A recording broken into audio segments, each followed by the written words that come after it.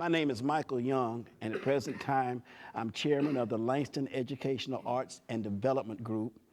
And what it is, we are a volunteer group. We are a 501c also. And our main goal is the restoration and the repurposing of the old black Langston High School here in Johnson City. As a way of getting started, I'd like to give you a little background. In November 27th, 1893, a group of students, black students, walked from what was at that time Thankful Baptist Church on Water Street to the new built high school, Langston High School, on the corner of Myrtle and Elm Street. That was in 1893, as I said, and the school was in continual existence until 1965 when desegregation got it. I am a member of the last graduating class from Langston, and through the luck of the draw, I am the last official graduate of Langston High School. We graduated May 28th, 1965. I'm here to tell you about Langston, and I don't think I have the words to tell you because at that time in the black community, the community was surrounded with your family, your church, and your school.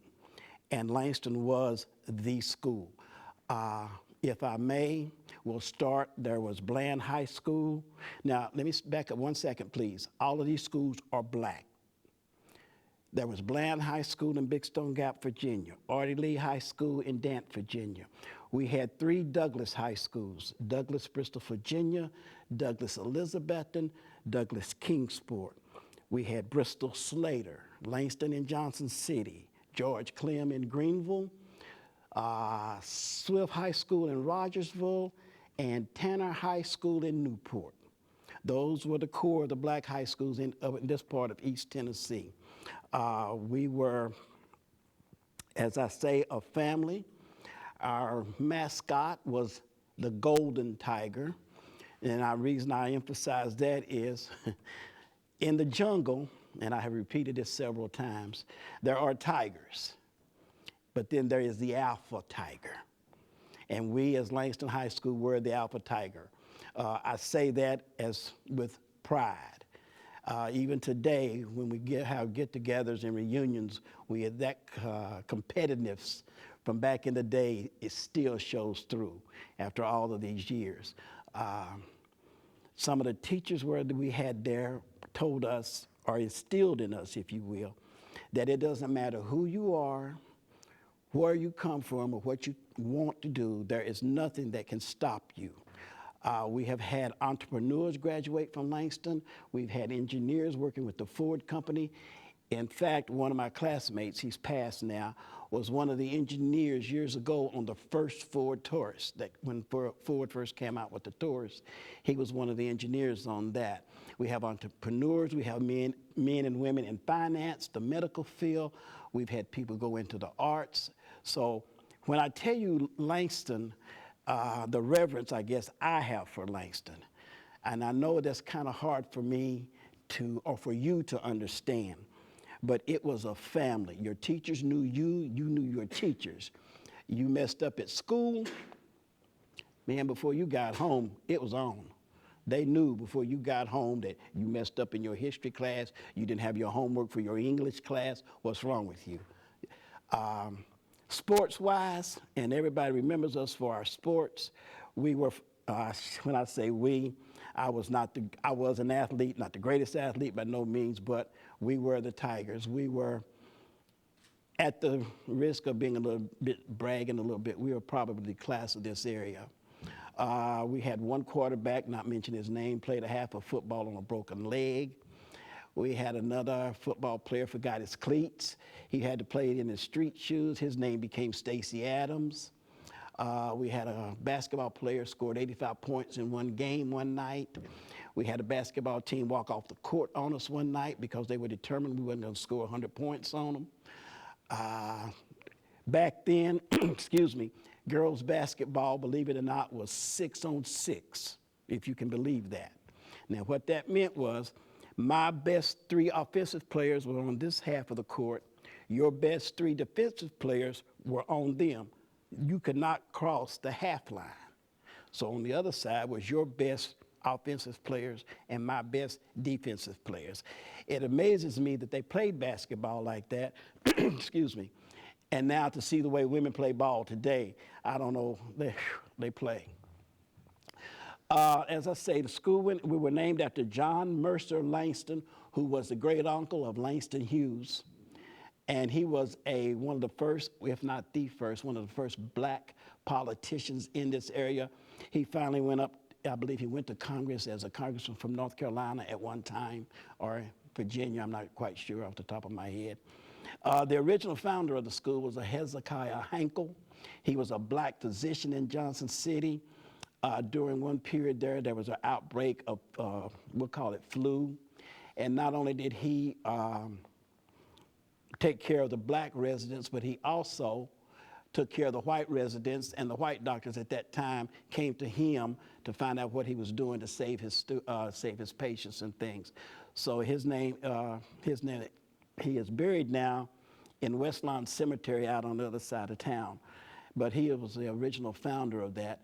The Langston High School originally started in a place of the city called Roan Hill, and it was in a log cabin. And the students started growing, so they moved it several times to the West Market Street Church, also went to the West Main Street Church, then it went to the Thankful Baptist Church, and also to the Oddfellows Lodge Hall. Then, of course, in 1893, they opened the school. The kids marched in the rain from the church to the school with the marching band. That is, excuse me again, that has been documented about them marching in the rain. Our efforts now in the recreation and the repurposing of the old school, of course, some of it had to be torn down because of wear and tear, deterioration, asbestos, and all of that kind of stuff. But it's to repurpose the building, what's left of the building, into a multicultural diversity center, or multicultural, based on diversity, community center. We're going to offer programming in computers. We're going to offer programming like this in audio, video, taping, how to record yourself, how to do filming. We're going to do tutoring and mentoring. We're in conjunction with ETSU and Milligan on having mentors and tutoring there. And we just want to be an asset, if you will, well, not want to be, we will be an asset to the city. If you're on I-26, the building stands at the intersection of Watauga and Unaka Avenues. If you look over to your right, you'll see the building. That's where the original building was, and they're doing some construction there. I forgot the band. We had a marching band. Now, I don't know about bands today, but back then, we played our football games on Thursday nights. The band would march, if you know anything about Johnson City now, they would march where the public library is now. They would march all the way down Roan Street, and I mean march, not walk. I mean march, playing and keeping in step. They would make a right on Market Street, where is now the John Sevier Hotel. They would go down around what they call Fountain Square and come back up Main Street and march all the way to the stadium, where is now the Memorial Park Center. That was every Thursday night for home games.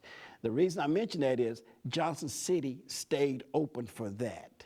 I mean, the shops stayed open. You had people hanging out the windows watching Langston's band march through town.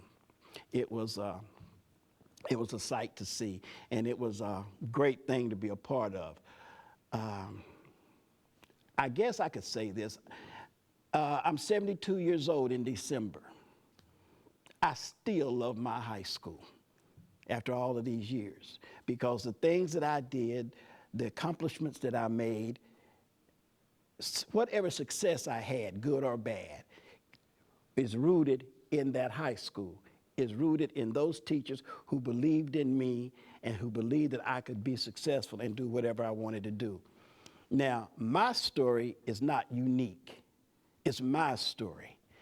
If you talk to anybody else at Langston, if you talk to anyone from any of the schools that I mentioned in the beginning, they each will have a story. If they attended or graduated from those schools, they have a story, and their story is unique to them. My story may overlap with someone, but it doesn't mean that we have the same story. So each story is unique, and that's why it was such a great place. You knew everybody. It was a place where you belonged. It was, oh, I know you. Yeah. I taught your father. Yeah, I hope you ain't like him. That kind of thing from the teachers. We had a teacher, Miss Duffield. She was a librarian. Ask anybody. Her head would be down at her desk. All right, somebody just opened up a fresh pack of juicy fruit. You better throw it away. Never raise her head. We had a music teacher, Miss Gussie Reeves. When you went into the school went from 7th to 12th. So when you went into 7th grade and you started taking music, you were required that you would learn 2 songs. The school song, and then you would learn at the time, which is still the Negro anthem, lift every voice and sing. You would learn those, and I mean learn them. Our coach was an ex-major in the military, Coach Chrisman. He called everybody by the first, Mr. or Mrs. That's how he addressed you. Mr. Mike, Miss Sheila, Miss Jane, how are you? Or call you by your last name, Miss Goins or whatever. But he had that, trying to teach you that respect and give you that respect by calling you Mr. or Mrs. He was, a lot of things that he instilled I didn't get until I got older and got out. But years later, I got it. And it's okay. I really want to get away from talking about it because my Langston, the school I graduated from, is gone. It's up here. It's here. It'll never be back.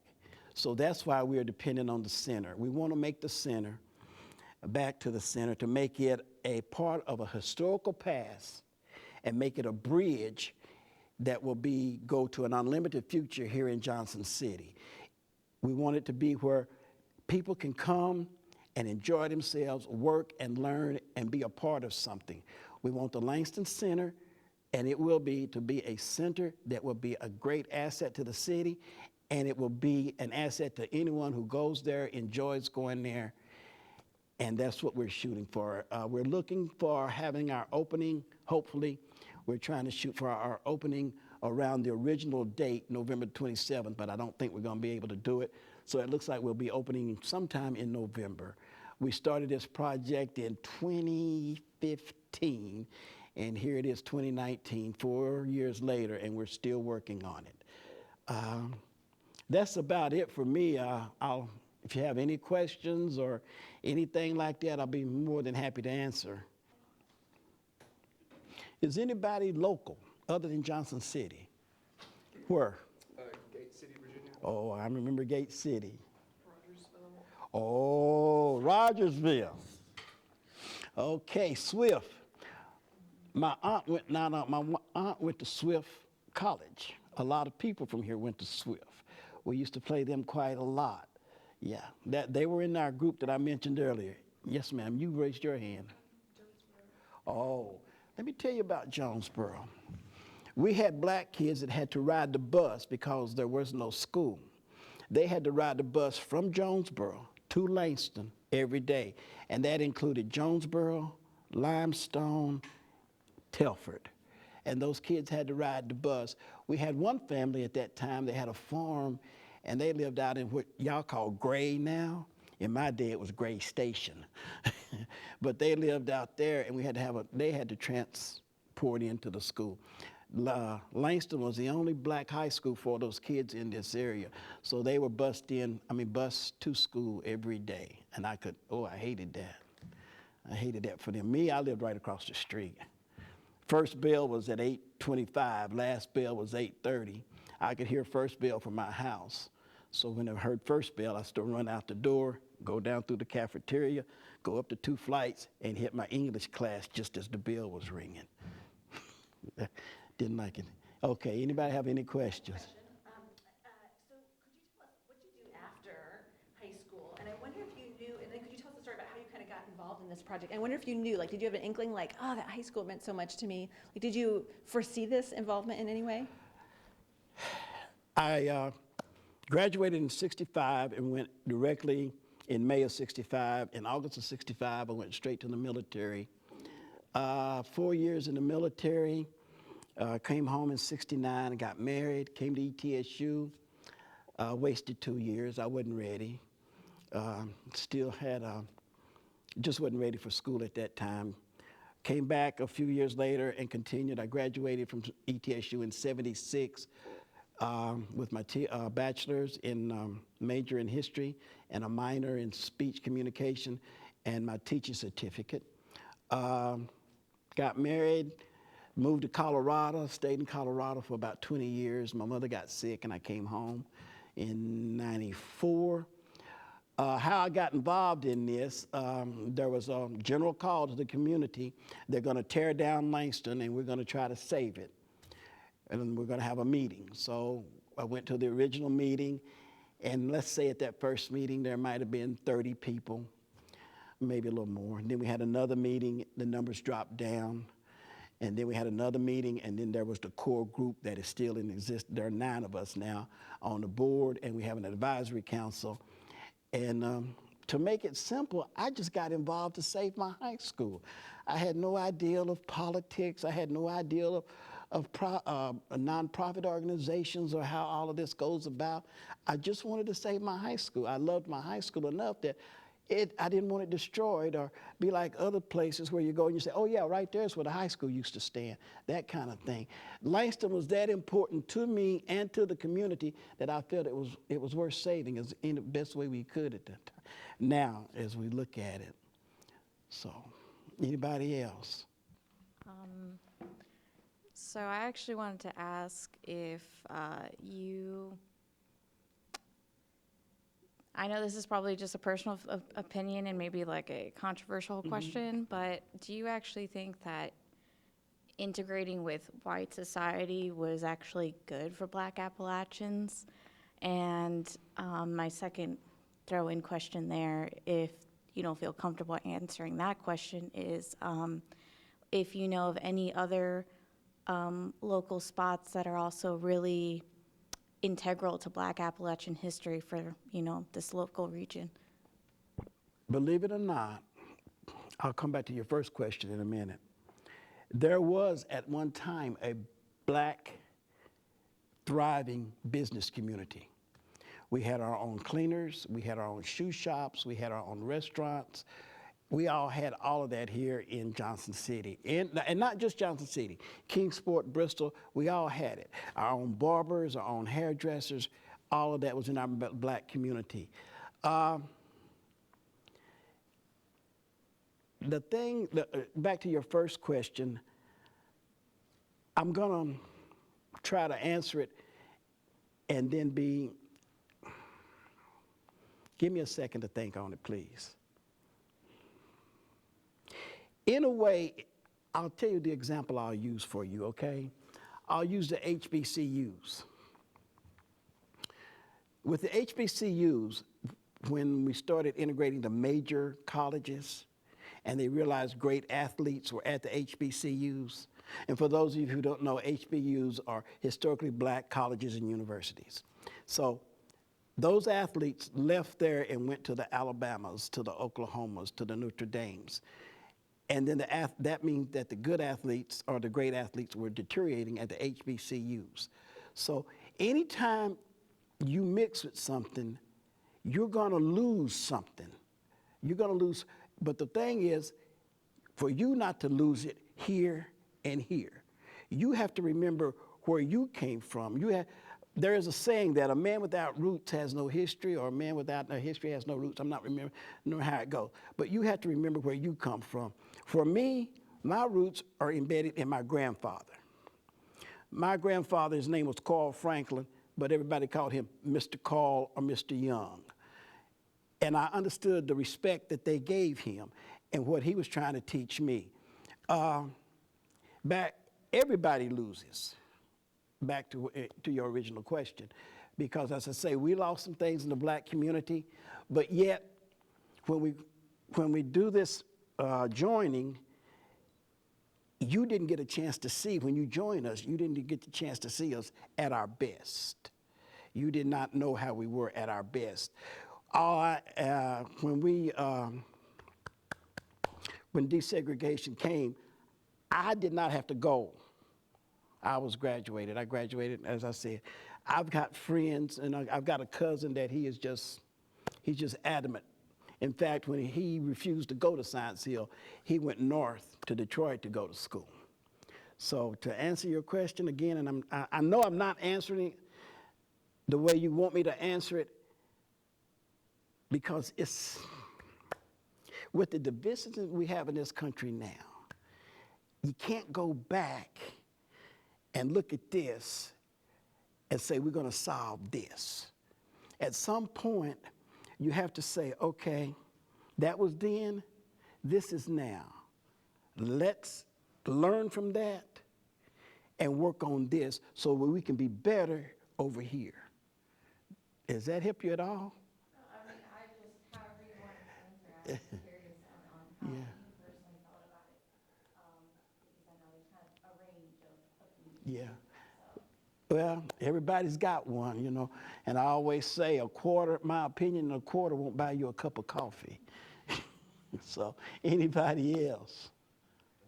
Yeah, thanks. I was just wondering if there's any other colleges you wanted to attend besides ETSU, and why you chose this one, maybe. Because I was home. Do you want to know the truth? Sure. I found out the government would pay me to go to school. They said, if you go to school, we'll give you money, we'll pay for your education. Now, let me back up. I have a son, well, a son and a daughter. And right now, Jason is a history professor at the University of Michigan. And I say, as a father, that what I got at Langston, I instilled in him. That work ethic that he has to move forward. He did his first college, he went to Morehouse. He left Morehouse, he did his graduate work at the University of California, Riverside. And then he was at SUNY for a while in New York, and now he's at Michigan. What's the word I'm looking for? Desire, that drive that he got. I want to say he got that for me and our family, and we got that at Langston. That apply yourself, do what you want to do, find something that you like, apply yourself to it, and there's nobody. The only person that can stop you, and I know you've heard this, the only person that can stop you is you. Nobody else can stop you. If you're determined enough to do it, if there's something that you want bad enough, nobody can stop you but you. It's just, that's the bottom line. And you guys have opportunities. I'm sitting here talking to you, and somewhere right now, a baby's being born. And that baby will know things that you and I have no idea. We can't even fathom what that child's gonna know in the future. That's how it's gonna move forward. So just concentrate on you, concentrate on what you have, concentrate on your talents, and let nobody tell you you can't do it. You can do whatever you want to do, whatever you desire. Be whoever you want to be. You can do that. And you know that. I'm not telling you something you don't know. You know it. You've done it. You're here at college. That's an accomplishment in itself that you're here at college. How many of you guys work? When I was here at college, and this is just me, okay? And it's just a fact, because some of the stories, I always say, the stories that you tell on yourself are the best stories that you can tell. I carried a full load. At that time, we were on the quarter system. I carried a full load. I went to school 5 days a week, and I worked an 8-hour job, 3 to 11, every Monday through Friday. I was married and had a child. So it's not, if you have that desire, if you want to do it, nothing's going to stop you. Nothing's going to stop you. And ETSU, like I say, it was here at home, and the government said, here's what I would do. Go down to financial aid, get my money for my books and everything, get everything ready, and then when that first check came from the government, I went right back down and gave it to financial aid. That's how I went through school. So, but it's on you. You guys can do it. And like I say, I'm not telling you nothing you don't know. Jonesboro, did you know Mr. Greenlee? Alf Greenlee? Okay. Ask your mom or your dad or maybe your grandparents about Mr. Alfred Greenlee. He was a great man down there in Jonesboro. Really was. Anything else? So I know you said a lot of people were slowly leaving when they were talking about the meetings going to save Langston. Like as the project has gone, has more people sort of come out the woodwork as it's been progressing? We've had some people come in and join in. Yeah. As we move forward and the involvement of the city became apparent and that the project, we've had a lot of people, come forward and say, hey, what can we do to help? We've had the people donate things. We've had people donate money, time, materials for the building. Several people have said that when the building opens, they will be willing to donate their time as mentors. As Citicorp Group just donated a bunch of art supplies for our art room. So yeah, everybody, they've chipped in. Yeah, they've come forward. Yeah. So what's been the hardest thing, like doing this, just bringing back Langston? Langston's not coming back. Not the Langston, not the Langston. And I understand what you're saying. I understand. But the Langston I knew, man, if I could go back, if we could time travel, we'd time travel and I'd show you what it was like, okay? It was, a family is the best way to put it, okay? But the hardest thing is to learn how to work within a group because let's say it's the 5 of you guys on the front row and me, and we're having a meeting and we're trying to decide something. He's got his ideal and he wants to put forward. The 2 of you have your ideals you want to put forward. They have their ideals they want to put forward. And we have to figure out how can we get these ideals to work or agree on the best idea. So I would say the hardest thing is to learn how to work with people, how to communicate with people, and how to let them know what you want and what is best for the project. Because in the back of your mind, no matter what you do, the main thing is the project, to see the project succeed. And you may have to compromise today, and the idea that you have today may not make it. It may get shot down. Well, that's just the way it is. Today you got shot down. But the project is the main thing. We're moving forward with the project. And yeah, working with people and speaking to people. Anybody else? Yes, ma'am. What do you think the greatest piece of advice that you may have received is maybe in high school or in college, like from a professor or something like that? Greatest piece of advice.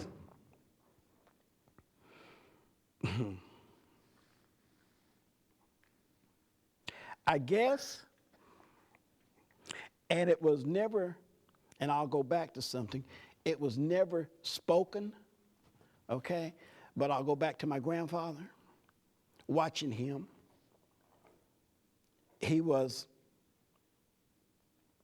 if I can use a word, he was a rock.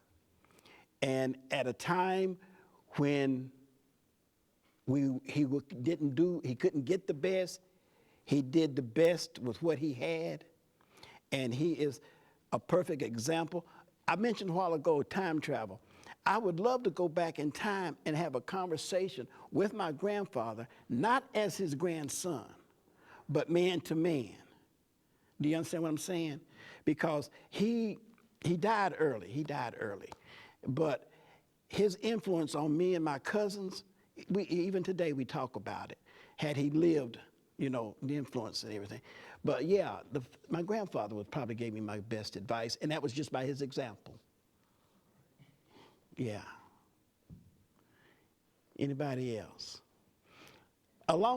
May I say something? Along those lines, appreciate your grandparents. Go home sometime and just sit down with them and just talk to them. I'm telling you, they have a world of knowledge and a world of experience that they can give to you. I know their grandparents, we don't know nothing. We lived in the olden times. Trust me, we cannot solve all of your problems that you're gonna have. We can't. But if you listen to us, as are your parents and your grandparents, we will not be able to get rid of every bump that's gonna come along to you in your life. But we may be able to soften some of them. You young men here, you can go out this door here, and you may see an older man bent over, walking on a cane. And like me, and I did it in time, make a little snigger about him. Oh, look at him. But you have to realize that that gentleman has been where you got to go. He has lived his life, and he has seen things that you don't know anything about. And he's been where you've got to go. So just be true to yourself and understand that your grandparents do have some good things to tell you. Go home sometime and say, Granny, let's talk. What was it like when you was this? And don't let them give you this. Oh, you don't want to hear about that. I know how they do. I know. Push them, and you will find out a lot of things about your grandparents. They weren't just your grandparents. They weren't born your grandparents. They had lives. They had experiences. They had successes. They had failures. Go home and talk to them. Spend some time with them. As the old song says, someday there won't be no more old folks. I'm sorry, I didn't mean to go that way. I apologize. Well, so I have two questions, and maybe you could decide which one you answer, or if you want to answer either of them at all. But one is, I wonder if you had any specific stories that you remember that were sort of life-changing from Langston, because I think from being in high school, you know, like something, whether it's something somebody said to you or something you read that was like blew your mind or changed your life. Probably lots of them, but I wonder if you had any specific stories. November 63. Y'all know what happened then, right?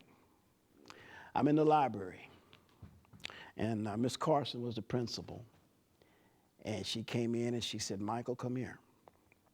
And I got up. She said, I need you to go around to the rooms. We didn't have intercoms then. And I want you to tell everybody that the president's been assassinated. And I looked at her, you know. She said, go. So I went to all the rooms, and I knocked on the door, and I went in, and I have a special announcement.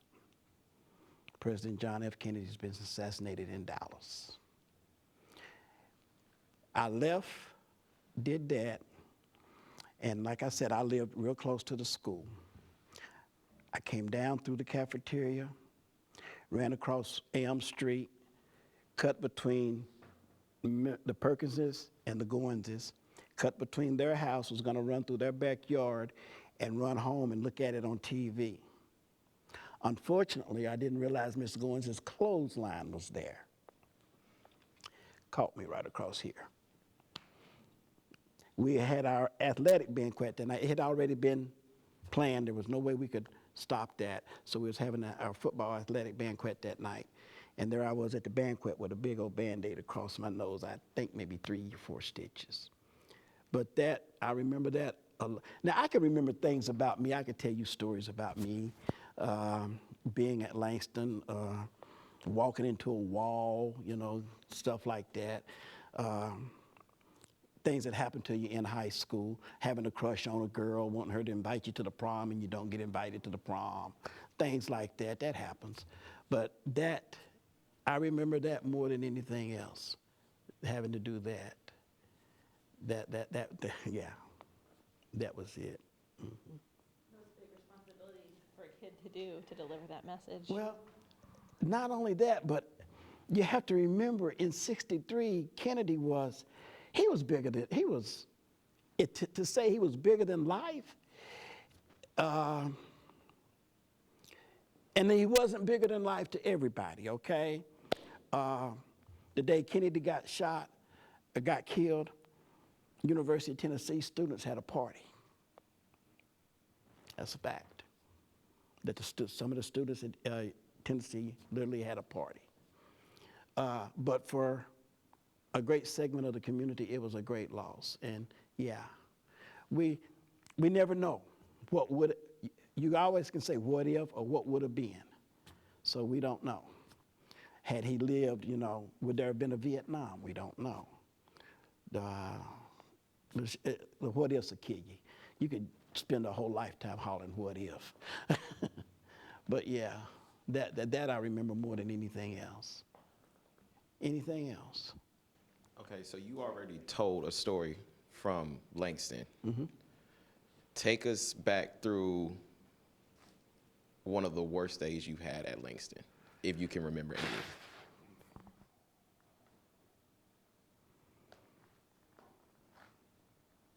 Okay. We were in English class, and we were clowning around, and I threw an eraser. And I hit a young lady in the head with the eraser. The teacher's name was Fulp, Mr. Fulp, F-U-L-P. The young lady was crying. He grabbed me up, took me, they can't do this now, okay? Can't do this now. Took me down to the office, to the little ante room in the office, told me to grab the desk, took out a paddle about that long, and tore into me. That was bad. That was bad. Another one, sports-wise, we were playing Bristol Slater my sophomore year. Man, we were tied. We were top 2 teams. They kicked off second half, score was 6-6. Charles Dickinson for Slater took the ball and was running down the sideline. I missed the tackle. They beat us 12-6 because I missed the tackle. Sophomore. I remember that. I can tell you right now, I played football. I can tell you right now, I played from my sophomore through my senior year. We lost one game each of those years. I can tell you who we lost to out of every one of those games and just about tell you the score. That's how you remember those things. So my sophomore year, we lost to Bristol Slater. My junior year, we lost to Bland, Virginia. And my senior year, we lost the opening game to Marshtown. But then we went 9 straight. So, yeah. For men, I don't know about ladies, but for men, if you are an athlete or whatever it is you do, you correlate your worst days in that, if you're in the band or whatever, that's what you remember. Oh, I forgot. We had a fabulous glee club. We had a fabulous glee club. Them folks could, man, they could sing. Man, they could sing. And then that goes back to Miss Cheryl, who was the music director of the school. Yeah, it was great. It was great. So also I'm hearing about a speech competition that you did in high school. Was that a speech competition? Yeah. In your junior year, they had what they called the Junior Oratorical Contest. And in order to pass the 11th grade, everybody had to research. You were given certain titles. You had to research, and for our conversation today, I don't remember now exactly how many, but we'll say 1,100 word oration. You picked your title, you researched it, you wrote it, you memorized it, and then when you got it memorized, you had to say it in front of the English department, the heads of the English department. And eventually you would have what they would call Junior Oratorical Night. The best of the ones would have to say their in the auditorium on a program. And my junior year, I came in second. I wanted to win, should have won. Caleb, you got to cut that out, okay? But I came in second. Now, here's something funny, and it's been all those years. I can still remember the title, Liberty, A Precious Heritage, and I can still remember, I can't remember the whole thing, but I still remember how I ended it. It was with the poem, and it goes like this. For what avail, plow or sail, land or life, if freedom fail? And that's how I ended it. Funny how what stuff you remember. But don't believe that a good memory is a good thing. It's a curse.